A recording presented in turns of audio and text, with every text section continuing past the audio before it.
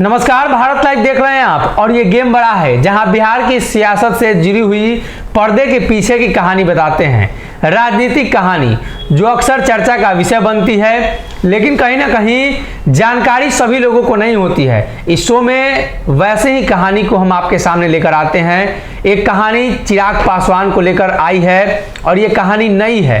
दरअसल उपचुनाव में चिराग की वापसी गाजे बाजे ढोल बैंड के साथ करा तो दिया गया, लेकिन चिराग की वापसी अब भी ऐसा लग रहा है कि संभव नहीं है। हालांकि चिराग पासवान ने खुद दावा किया है कि बातचीत होगी बिहार में सभी चुनाव के बाद। कुरहनी में जो उपचुनाव हो रहे हैं, पशुपति पारस से पहले ही चुनावी मैदान में कूद पड़े हैं, चुनाव प्रचार कर रहे हैं।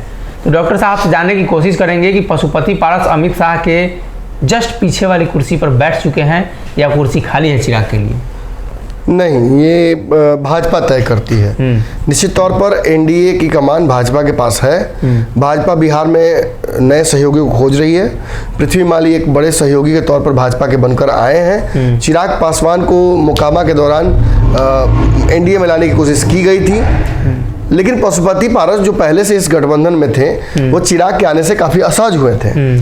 और आपको याद होगा मोकामा और गोपालगंज में उस तरीके से लोजपा जो राष्ट्रीय लोक जनशक्ति पार्टी है जी। वो उस ताकत से नहीं दिखी थी। मतलब सीधा है, भाजपा जानती थी कि मोकामा और गोपालगंज में जो वोट बैंक है या दलितों का, उसको तोड़ने की जो ताकत है पारस में नहीं है, चिराग में है। खुद पशुपति पारस उतरे नहीं थे। बिल्कुल, और ये पशुपति पारस ने स्पष्ट भी कर दिया आगे चल के कि चिराग से उन्हें कोई खास दिक्कत नहीं है। चिराग आए, गठबंधन में रहें और जो विवाद है उसको भूलने की कोशिश हम करेंगे। चिराग ने भी आगे चल के ये बातें कही। लेकिन कुरनी चुनाव में ये खबर आई थी अंदर अंदर कि भाजपा उस सीट को लोजपा को दे सकती है जी। और ये चिराग पासवान के हाथ में रहेगा कि वो किसे वहां से चुनाव लड़ाएंगे। लेकिन ये बातें नहीं हो पाई। दरअसल पूरा मामला बिगड़ा कहाँ? चिराग पासवान को तय था कुरनी जाना। कल तक खबर थी कि चिराग पासवान जाएंगे। लेकिन जहां कुरनी चुनाव में दम लगाना चाहिए, वहीं अपने पार्टी की स्थापना दिवस वो कल मना रहे हैं। अपने पिता के द्वारा स्थापित किए हुए संगठन को किस तरीके से आगे जनता की सेवा में लगाना है उसकी तैयारी वो करेंगे और उसको लेकर नया एक प्लेस लिया जाएगा। पूरा देखिएगा पटना पटा हुआ है उस कार्यक्रम को लेकर। मतलब चिराग जानते हैं कि भाजपा के साथ गठबंधन की प्राथमिकता को न देकर पार्टी को मजबूत करेंगे तो ऑटोमेटिक। अब देखिए, अमित शाह यहाँ पे कार्यक्रम कर रहे थे, एक ट्वीट तक नहीं किया और अपने राजगीर में उन्होंने 4 दिवसीय जो 3 दिवसीय कार्यक्रम था वो करते रहे। तो चिराग पासवान फोकस्ड है। उन्हें पता है कि चुनाव में जो दलितों का वोट है वो उनके बिना नहीं किसी के पाले में जाएगा। वो जिधर से रहेंगे एक महत्वपूर्ण उनका हिस्सा रहेगा। जस्ट लाइक मुकेश सहनी, जो मुकेश सहनी का एक बड़ा वोट है मलाहों का, वो उनके पक्ष में रहता है। तो ये कहीं ना कहीं चिराग पासवान के जहन में है कि भाजपा उन्हें आज नहीं तो कल फिर एक बार खोजेगी। लेकिन शर्तें, जो शर्तें आज भी लंबित हैं, जो मांग चिराग पासवान की थी, उस पर भाजपा ने फिर से एक बार आघात करने की कोशिश की। संजय जायसवाल के बाद जो बयान आया विवेक ठाकुर का, ये बयान भाजपा के लिए तो बहुत बढ़िया था, लेकिन इस बयान से आहत होती है चिराग पासवान की भावनाएं। क्यों? क्योंकि जो पहली शर्त थी वो यही थी कि नीतीश और पारस के एग्जिट के साथ चिराग की एंट्री होगी। इस पर वो मान भी गए। लेकिन जैसे ही दूसरी शर्त की बात हुई, वो शर्त यही था कि चिराग पासवान को जो एक बड़ा हिस्सा है वो मिलेगा वोट, वो जो टिकटों का है, जो सीटें हैं उसमें हिस्सा मिलेगा। लेकिन क्या बयान दिया भाजपा ने? देखिए, भाजपा ने बयान दिया कि 35 सीट पर तो हम चुनाव लड़ रहे हैं।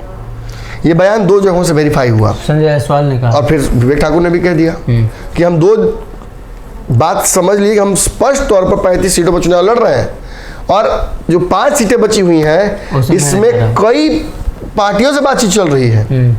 एक सीट पर पृथ्वी माली, मुकेश सहनी, चिराग पासवान, पशुपति पारस, पांच को सीट एक देंगे सबको। आप पशुपति पारस के को सांसद है? अभी तक 5 को है। कैसे चलेगा? दुनिया कैसे चलेगा? केवल चिराग पासवान अपने चुनाव लड़ने के लिए, बाकी चिराग पासवान अपने खुद एक चुनाव लड़ने के लिए संगठन खड़ा कर रहे हैं। तो उनके पीछे खड़े हैं राजू तिवारी जी, उनके पीछे खड़े हैं हुलास पांडे और संजय पासवान जी, ये जो बड़े बड़े नेता जो जुड़े हुए हैं इस पार्टी में, और कई छोटे नेता भी हैं जो लगातार जुड़े हुए हैं। मैं छोटा बोल रहा हूँ, इसका मतलब ये नहीं कोई बुरा माने, ये छोटे नेता बड़े नेता, ये एक श्रृंखला है, एक कतार होती है। तो ये सारे लोग कहाँ जाएंगे? चिराग पासवान ने ये प्रॉमिस किया है अपने कार्यकर्ताओं को कि मैं आप सभी को मौका दूंगा, और उसमें कुछ लोगों को तो मौका लोकसभा में देना पड़ेगा ना जी। जो उस कद के हैं, जो उस पद के हैं, उनको वो मौका मिलना चाहिए। राजू तिवारी तैयारी कर रहे हैं, पुरास पांडे तैयारी कर रहे हैं, तो इन नेताओं को मौका कौन देगा? चिराग पासवान को देना होगा, और तब दे पाएंगे जब भाजपा उनसे बिना शर्त के सीटों का जो समीकरण है वो तय करेगी। भाजपा ने तय नहीं किया। आपने खुद ही इंटरव्यू लिया था यहाँ पर, लोजपा के जो प्रवक्ता थी, उन्होंने साफ तौर पर कहा था कि अगर ऐसी बात है तो भाजपा लड़के देख ले, 400 पर लड़ ले, बात छोड़ने की जरूरत क्या है?